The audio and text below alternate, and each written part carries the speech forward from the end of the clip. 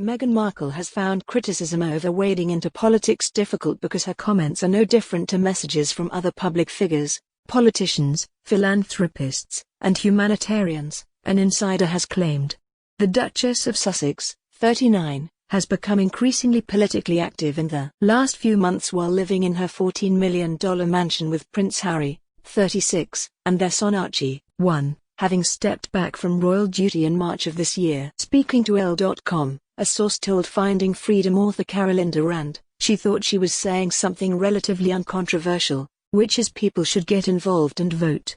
The insider added, she, Meghan, now feels, and admits, as she said the other day, she has to be constantly careful about what she says and stick to what she thinks will not be controversial. Even telling people to get involved in the democratic process should not be a controversial subject. Meanwhile, the insider also added that Meghan felt her comments were no different to those from numerous public figures, politicians, philanthropists, and humanitarians across both sides of the political spectrum in the United States. The source said the Duke and Duchess both believe in civic action, civic duty and social responsibility, of which participating in the democratic process is a part. The former Suits star's decision to speak out about her political plans marks yet a major break from royal tradition for Meghan. Traditionally, members of the monarchy are expected to remain politically neutral, and therefore do not speak out about their opinions in public. Under the Sandringham Accord, agreed in March when the pair quit their royal duties, the Sussexes vowed that everything they do will uphold the values of Her Majesty, but in recent weeks the couple have become increasingly outspoken about the US election. The Duchess has taken part in multiple interviews and summits, having reportedly grown frustrated at her inability to get involved in politics while she was working as a senior royal. Earlier this month, she joined Prince Harry in a video message for Times 100 urging Americans to vote, hinting they support Democrat Joe Biden. The Duke urged people to reject hate speech while the Duchess called it the most important election of our lifetime in remarks which made waves on both sides of the Atlantic. Royal insiders voiced concern in Britain, where the Queen and her family are expected to remain politically neutral at all times. Buckingham Palace also distanced itself from Harry's remarks by saying that the Duke is not a working member of the royal family and describing his comments as made in a personal capacity.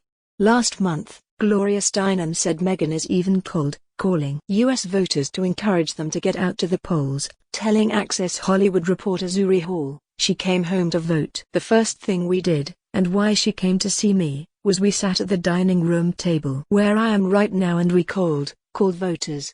She also joined Gloria for a backyard chat in which she made it incredibly clear who she plans to vote for come November, expressing her excitement at seeing a woman of color on the Democratic ticket, Joe Biden's running mate, Kamala Harris, and explaining that the nomination was particularly meaningful to her because she is biracial. Meanwhile, she has taken in voter appeals, at which she made a bold plea to women across the U.S. to take part in the 2020 presidential election, speaking out about the need for change at an online voter summit, while telling participants, "If we aren't part of the solution, we are part of the problem."